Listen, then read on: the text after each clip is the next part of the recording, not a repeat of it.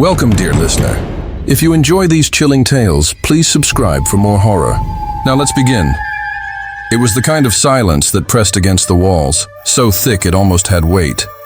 Claire lay in bed staring at the ceiling, her body wrapped in the cocoon of her blanket, her eyes raw from staring too long into the dark.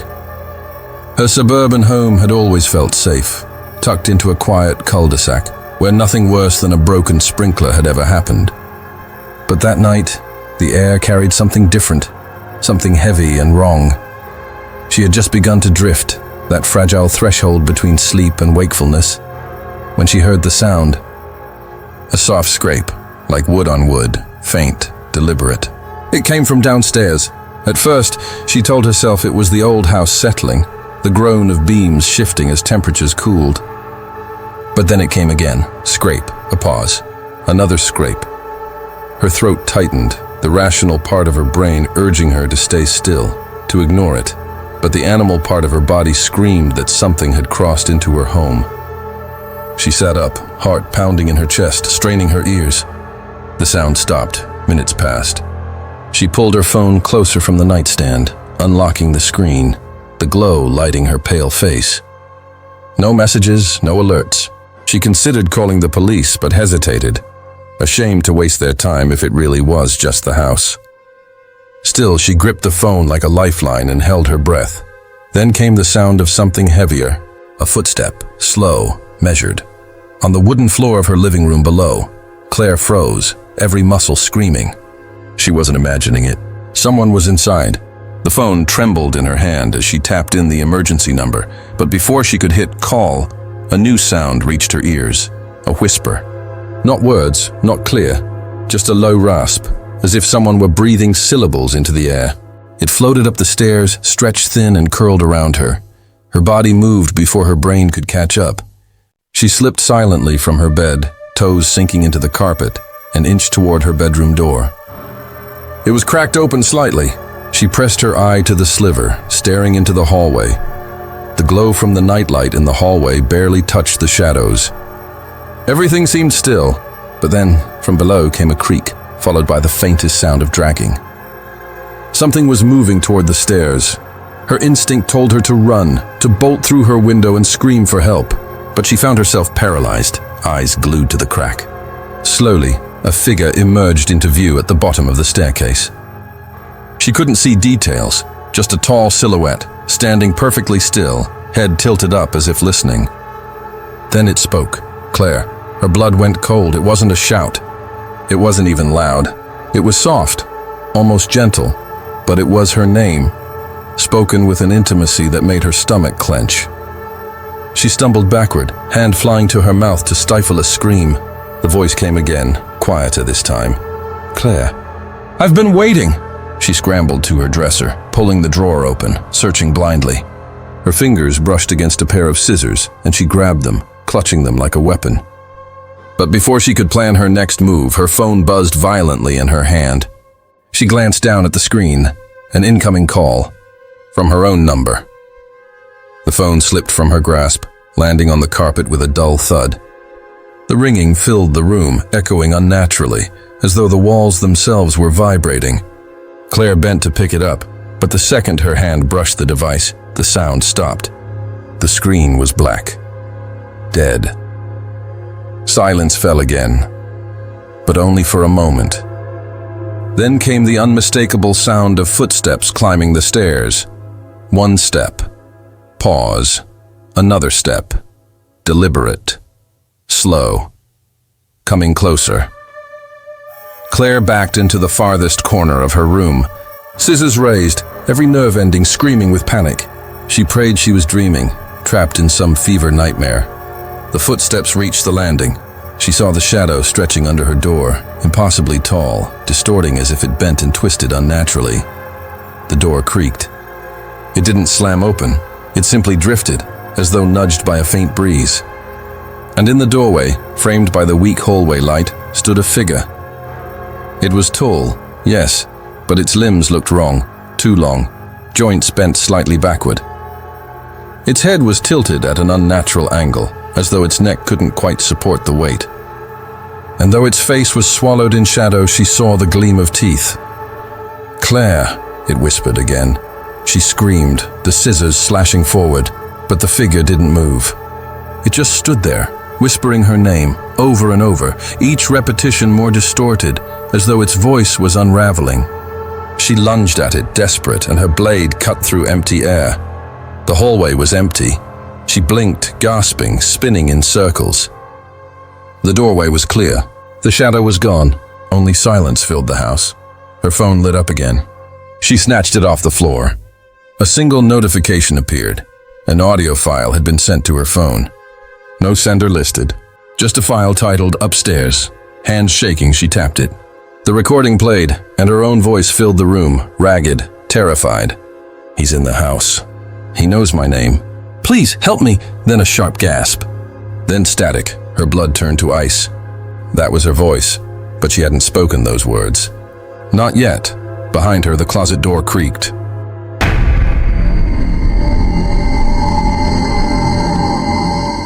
Now let's dig into the case of the man who haunted my house. The first sound that woke Michael wasn't to the creak of the floorboards or the rattle of a door. It was the steady, deliberate sound of someone breathing.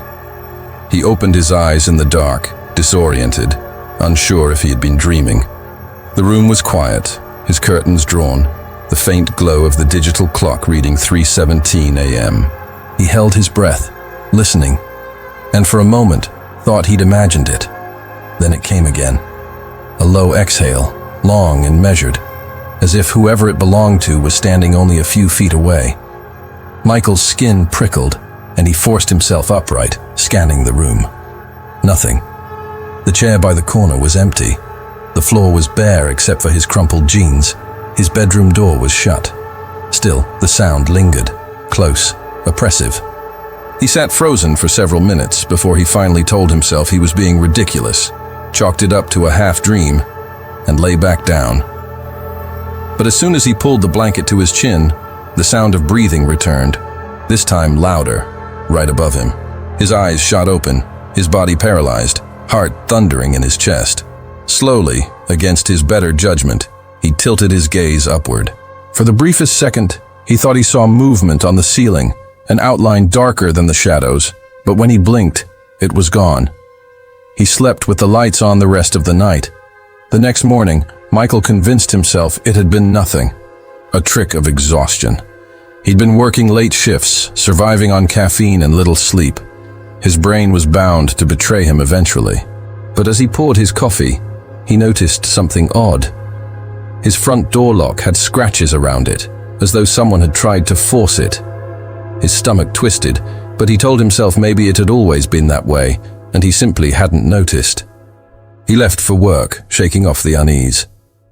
That night, though, he double-checked the locks, shut every window tight, and even pushed a chair under the doorknob of his bedroom. He lay in bed watching the ceiling, listening to the hum of his fan. Hours passed, and his eyelids grew heavy. Just as he was finally drifting into sleep, there it was again, the breathing. This time, it came from the closet. Michael shot up, heart racing. The closet door was shut, but a faint shadow pooled at its base, like something shifting inside. His mouth went dry. He grabbed the baseball bat from under his bed, forcing himself to creep toward the door. Every step felt like dragging his body through wet cement. When he finally reached it, he yanked the door open, bat raised high. The closet was empty. His clothes hung limply. His shoes were neatly aligned. Nothing. But the second he lowered the bat, something cold brushed his ear. A whisper, low and guttural. Not yet. He stumbled backward, slamming into the wall, his chest heaving. But the closet was still empty, and the whisper was gone. For days, the torment escalated. He would wake to find objects in his home moved. His kitchen chairs stacked on the table, his fridge door left open, his TV blaring static, though he never turned it on. The breathing never stopped. Sometimes it was in the hall, sometimes in the corner of his room, sometimes he swore it was right beneath his bed. He stopped sleeping, his eyes hollow, his body trembling with exhaustion. He even called the police once, convinced someone was breaking into his house. They came, checked every inch, found nothing, and left with polite but dismissive reassurances. On the seventh night, something changed. He woke to silence, oppressive and complete. For the first time in a week, he didn't hear the breathing. The quiet was almost worse. He sat up slowly, scanning the room, waiting for the sound to return. Minutes passed. Nothing. Relief began to trickle into him, but then he noticed something odd.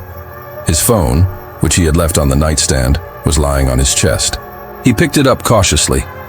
The screen was unlocked, the voice memo app open, with a new recording saved. His hand shook as he tapped play. The sound of his own room filled the speaker. The hum of the fan, the faint tick of the clock. Then came the sound he dreaded most, breathing. Long, slow, deliberate. Louder and louder until it felt like the speaker would burst. Then, faintly, a voice spoke. "I'm in your house." Michael's blood turned to ice. He stopped the recording, his chest heaving, every instinct screaming to run. But as he swung his legs out of bed, he froze. In the faint glow of the clock, he saw something on the floor. Footprints. Bare, wet footprints leading from the closet to his bed. He bolted from the room, sprinting down the hall, his heart hammering so violently it drowned out his thoughts. He grabbed his keys from the counter, fumbling to unlock the front door. That's when he noticed something odd. The door was already unlocked. He didn't remember unlocking it. In the reflection of the glass, he saw movement behind him. A figure, tall and thin, standing in the hallway, its head bent at an unnatural angle, its body swaying slightly as if it struggled to hold its own weight. Its mouth was open, and the sound of breathing filled the house. Michael didn't look twice. He threw open the door and ran into the night, barefoot, sprinting down the street until his legs burned and his lungs felt shredded. He didn't stop until he reached the gas station at the corner, where he collapsed inside, gasping for air, his body trembling. The clerk called the police. When officers returned with him to his house, the place was empty. No figure, no footprints, nothing. But when Michael went back into his room, the recording was still on his phone. And a new one had been added. He hadn't pressed record. He hadn't touched his phone. He played it, his hands shaking so badly he nearly dropped it. It was his own voice, panicked, ragged. "I can't get out. He's in the house. He's inside the walls. Please help." Then a scream, then silence. What happened to Michael? Is he still running for his life? Did he ever escape this terrifying situation? We may never know. This chilling story is based on actual events. To protect the privacy of those involved, we've changed some details, but their story is just as terrifying. You can read more about it in the description. I wonder how many people are sleeping with the lights on tonight after hearing this story. Let me know in the comments. And thank you for watching.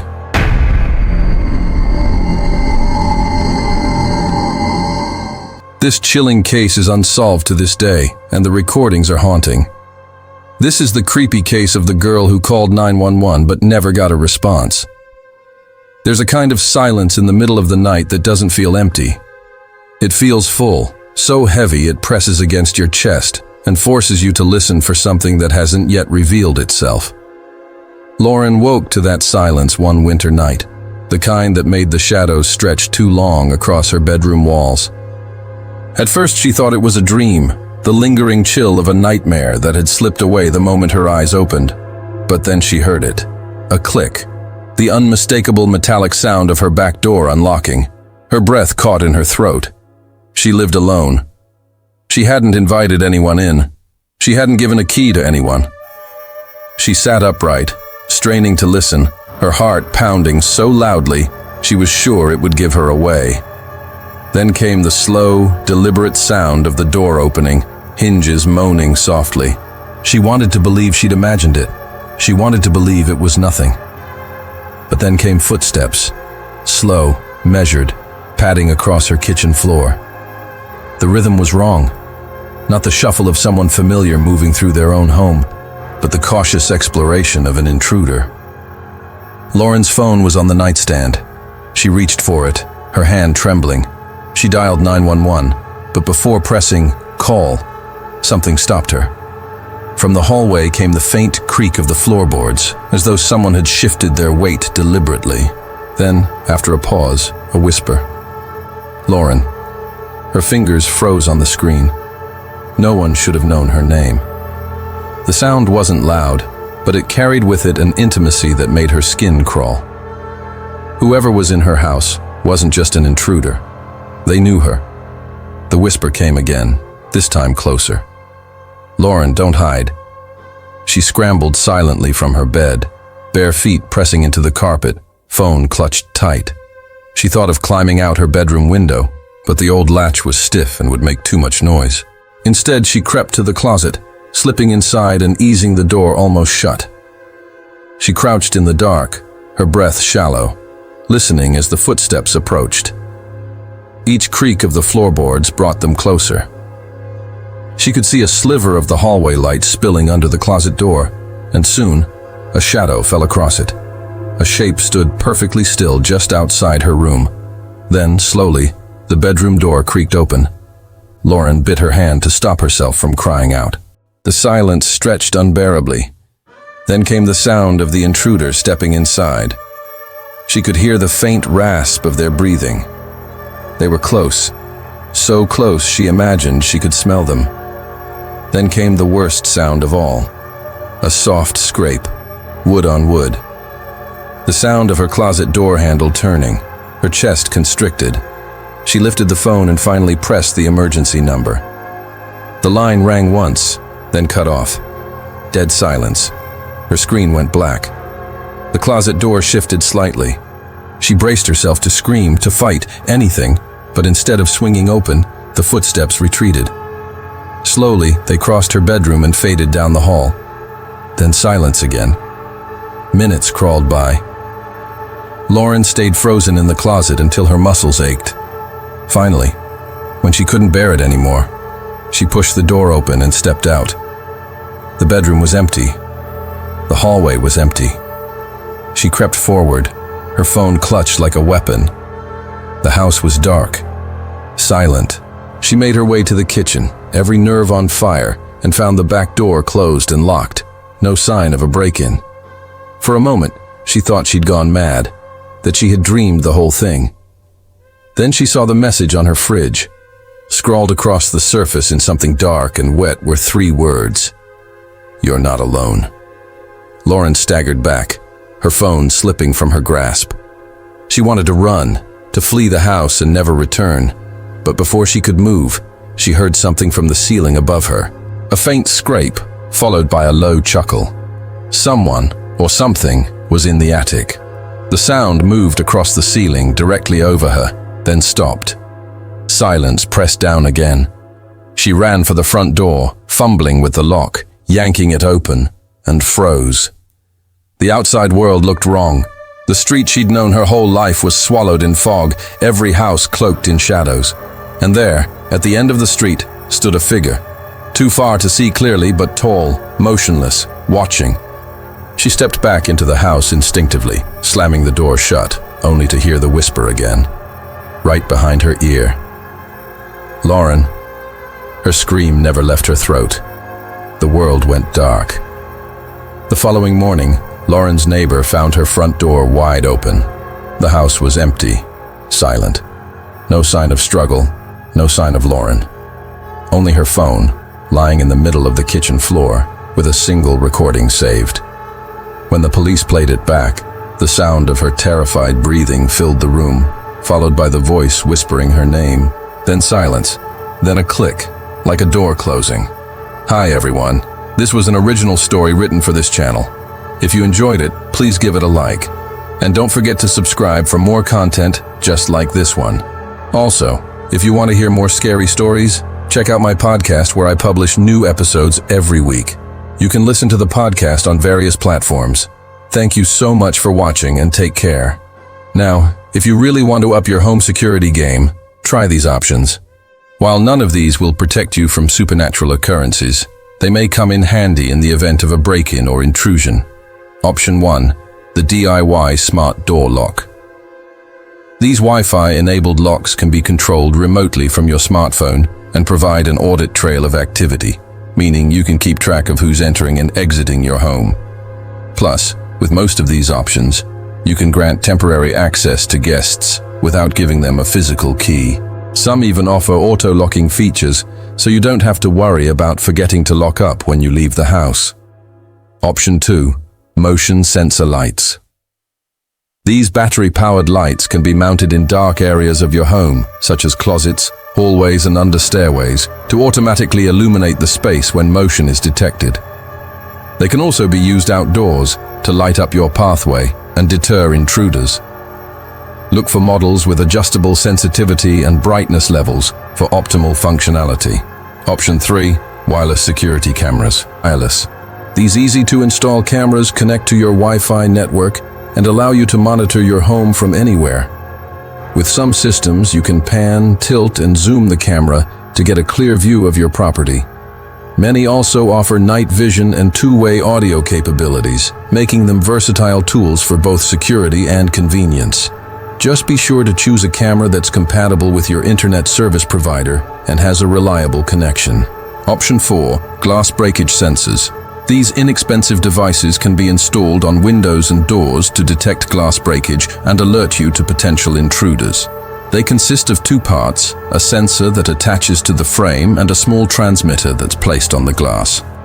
When the glass is broken, the transmitter sends a signal to the sensor, triggering an alarm. These sensors can be hardwired or wireless and can be integrated into a home security system. Option 5. Personal emergency response systems. If you live alone or have mobility issues, a personal emergency response system could provide peace of mind. These systems consist of a small device that you wear or keep nearby and a button that you press in case of an emergency. When you press the button, a message is sent to a monitoring center where trained agents will dispatch emergency services if needed. Some systems also offer fall detection capabilities and can automatically dial for help if you fall and are unable to request assistance yourself. While these technological advances can add another layer of security to your living environment, it's important to remember that no system is foolproof. Therefore, it's still crucial to be vigilant and take precautions to ensure your safety and well-being. Choose wisely and stay safe.